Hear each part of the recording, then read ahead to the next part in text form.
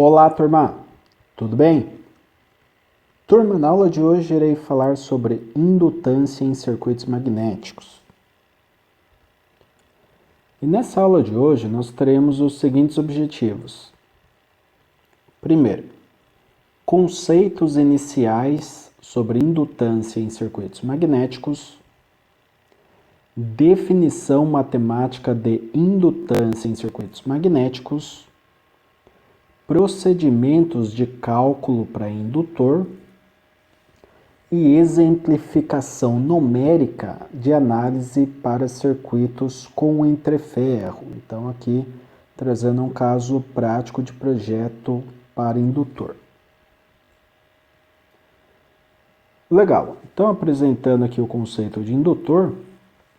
O indutor ele é um componente que armazena energia elétrica no formato de campo magnético. Essa energia magnética ela é refletida como corrente elétrica. O indutor L é formado basicamente por um condutor elétrico enrolado em material ferromagnético. Sua unidade de medida é o Henry. Tá? Então aqui nós temos um núcleo ferromagnético e um condutor enrolado, de N espiras. O conjunto condutor mais núcleo ferromagnético forma o que nós chamamos de indutor. E esse indutor tem uma indutância que é dado pela letra L maiúscula e tem unidade de medida o Henry. Muito bem.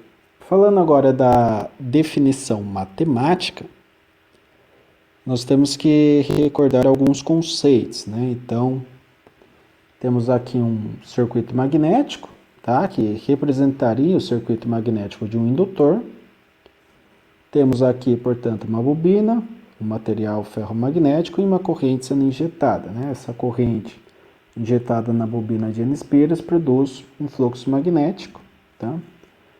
E esse material ferromagnético tem um certo comprimento de núcleo e uma certa seção transversal. Legal. Então, se eu pegar a definição da tensão elétrica no indutor, nós temos que essa tensão é o valor de indutância vezes a variação da corrente elétrica em função do tempo.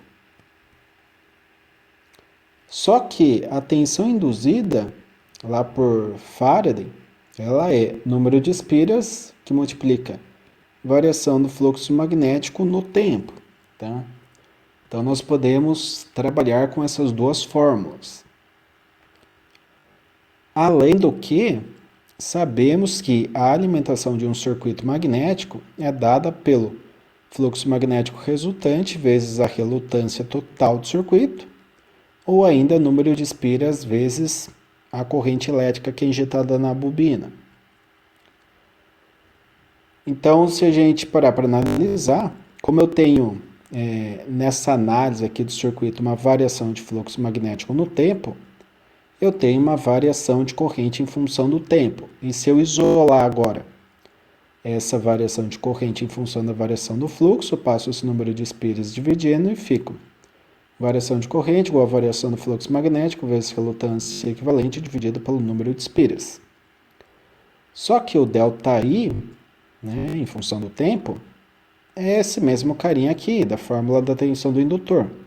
Então, posso substituir esse ΔI por tudo isso daqui.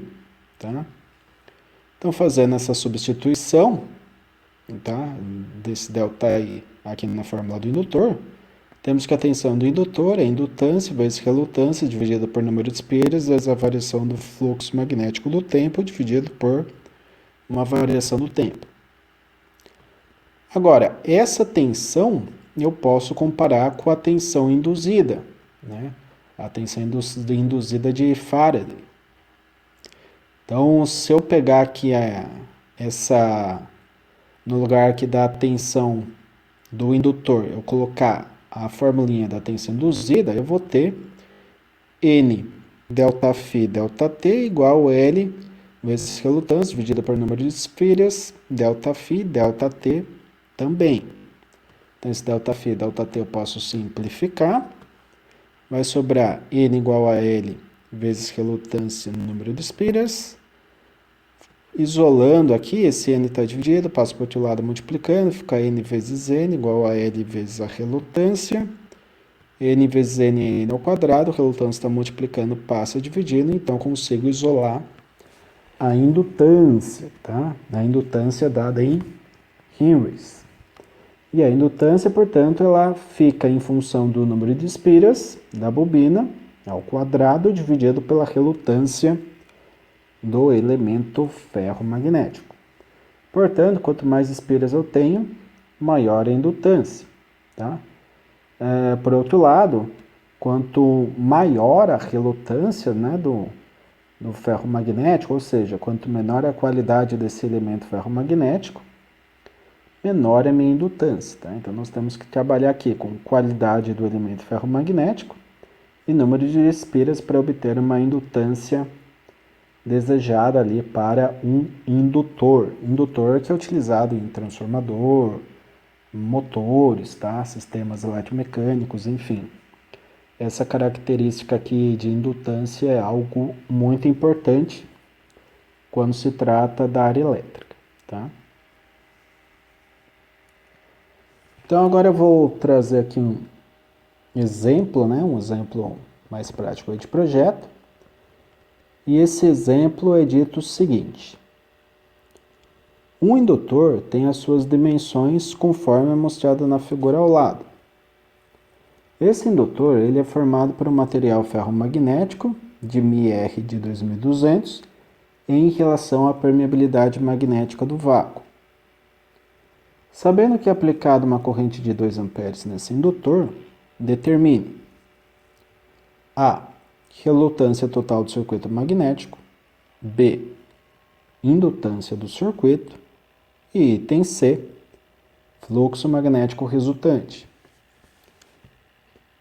Aqui nós temos a imagem que representa o indutor, tá? Então nós temos aqui o número de espiras que vale 1000, ou seja, eu tenho 1000 voltas nesse núcleo ferromagnético, tá? E tem essas dimensões aqui do núcleo que são necessárias para que eu possa estabelecer o caminho médio do fluxo magnético, tá? A gente vai entender melhor como é feito isso, para que nós consigamos determinar inicialmente a relutância e depois ir descobrindo cada um dos itens que é pedido aqui nesse exemplo. Muito bem. Então, partindo do princípio, né, que o princípio do eletromagnetismo, quando injeta uma corrente, surge um fluxo magnético nesse caminho médio aqui do nosso núcleo ferromagnético, tá? E a primeira coisa que nós devemos fazer é determinar as seções do núcleo. Então, eu tenho aqui, nesse caso, duas seções, né? Eu tenho, partindo aqui que o núcleo, ele tem 10 centímetros aqui, né? Essa parte aqui é 10 centímetros, aqui é 10 centímetros, aqui é 5 centímetros, 10 centímetros, né?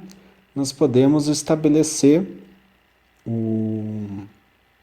a relação, né? A relação aqui de seção transversal. Então, a seção transversal do núcleo ferromagnético vai ser basicamente a profundidade do núcleo, que é a mesma para toda a parte aqui, tá? Seria a parte que entra aqui no slide, de 5 centímetros, vezes a largura, né? Que hora vai ser 10 centímetros e hora vai ser 5 centímetros, para essa parte aqui mais fina.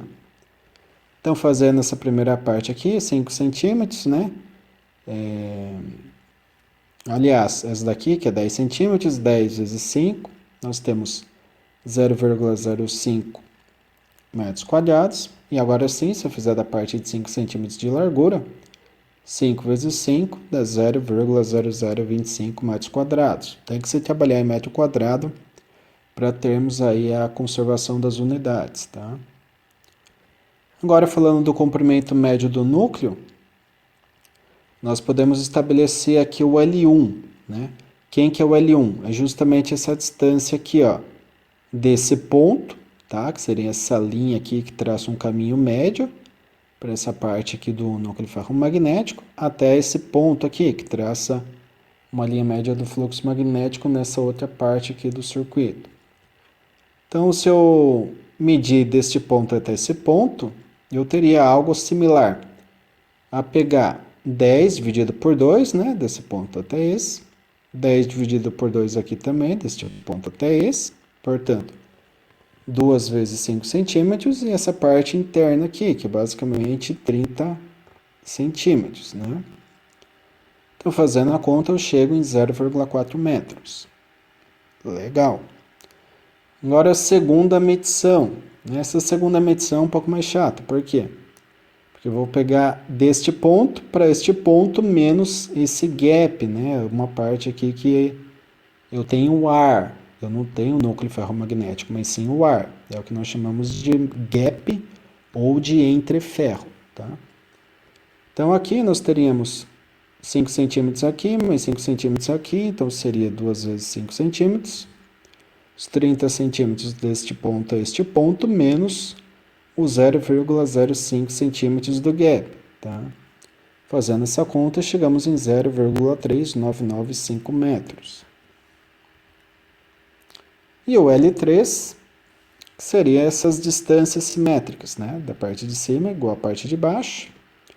Basicamente, eu pego metade aqui do 10, porque eu estou pegando bem o centro aqui desse caminho, né? Dessa parte aqui do núcleo ferromagnético, o caminho médio. Então, esse ponto para cá, eu tenho metade de 10, que é 5.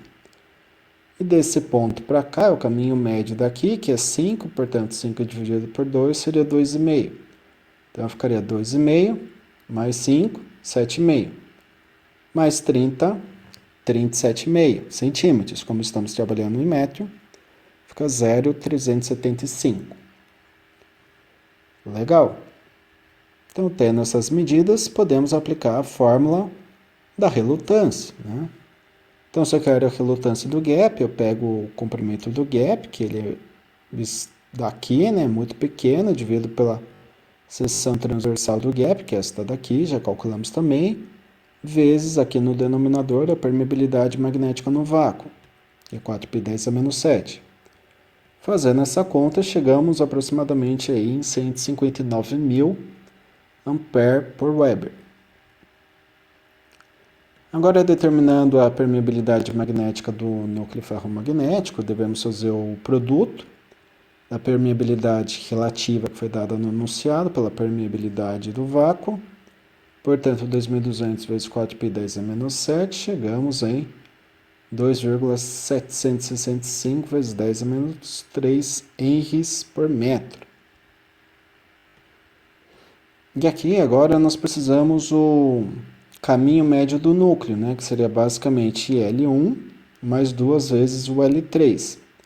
Portanto, é 0,4 mais 2 vezes 0,375, que gera para nós um caminho médio do núcleo de 1,15 metros. E se eu fizer agora a divisão, né, do que seria esse caminho médio pela seção transversal, e essa seção transversal é aquela parte que nós fizemos, né, 10 por 5 centímetros de profundidade, aplicando, obviamente, a permeabilidade magnética do núcleo, nós chegamos em 83.182 ampere por Weber. Perceba, relutância do núcleo, né, dessa primeira parte do núcleo aqui, menor já que a relutância do gap. Agora, partindo para outra parte do núcleo, que é aquela que tem uma seção menor, que é 5 por 5, que dá o 0,0025 aqui metros quadrados, nós temos um comprimento menor, né, que é aquele comprimento que a gente desconsidera o gap, que é 0,3995. Fazendo a conta, chegamos em 57.793 ampere por Weber. Se eu quero a relutância equivalente, tenho que somar a parte do núcleo duas linhas, que seria esse daqui, mas a parte do núcleo, uma linha, né, que foi o que calculamos anterior, que deu 83.000 aproximadamente, e a relutância do gap, né? Então, fazendo essas contas aqui, substituindo os dados, nós teríamos uma relutância equivalente de 300.131 ampere por Weber. Então, essa seria a relutância equivalente do núcleo ferromagnético. Agora, na sequência, eu já resolvi, né? A primeira parte que seria a relutância, a parte mais trabalhosa, né? Que a gente tem que dividir bem o núcleo, tem que fazer essa subdivisão, porque a hora a gente tem uma seção menor, a hora nós temos uma seção que é maior para o núcleo, temos que somar daí com o gap, né? Fazer associação aqui em série. Então, dá um pouco mais de trabalho para calcular a relutância. Mas, tendo a relutância, né, o número de espiras foi dado no enunciado, então se eu quiser calcular a indutância agora, basta aplicar a fórmula. Não tem muito segredo, né? O número de espiras é 1000, então eu faço 1000 ao quadrado. Relutância equivalente, 300.000, né? Então eu divido aqui por 300.000, 1000 ao quadrado dividido por 300.000. E chegamos em 3,33 Henrys, tá? Que seria um indutor grande, tá? Um indutor de alta indutância. E na sequência, né, queremos determinar aqui o fluxo magnético. Então, posso pegar a nossa formulinha da força magnetomotriz, que é fluxo magnético vezes relutância, igual número de espiras vezes a corrente. Né? Se eu fizer essa igualdade aqui, temos a mesma coisa aqui, fluxo vezes 300.131, que é a relutância equivalente, igual a 1000, que é o número de espiras, vezes 2, que é a corrente do circuito, né? 2 amperes. Então, se eu isolar, se eu passar esses 300.000 que está multiplicando e dividindo, né, esse produto aqui, chegamos em 6,66 milliwebers, que seria basicamente o fluxo magnético que estaria circulando naquele caminho médio, tá, deste indutor com 3,3 Henrys quando submetido a uma corrente de 2 amperes. Beleza, turma? Então, a aula de hoje é isso. Espero que tenha ficado claro mais esta análise que nós fizemos, né, de circuito magnético, uma análise focada agora em projeto de indutor. E caso vocês não tenham entendido alguma parte, algum procedimento de cálculo aí, fico disponível no chat e na nossa reunião de dúvidas que eu faço ao final da aula no Teams, tá? Então deixe lá suas dúvidas, qualquer coisa pode deixar também aqui nos comentários do YouTube, caso vocês queiram interagir diretamente aqui pela plataforma do YouTube também, pode deixar os comentários aqui, que assim que eu recebê-los eu já respondo prontamente. Ok? Então para a aula de hoje é isso, agradeço muito a atenção de todos mais uma vez, desejo bons estudos e até a próxima.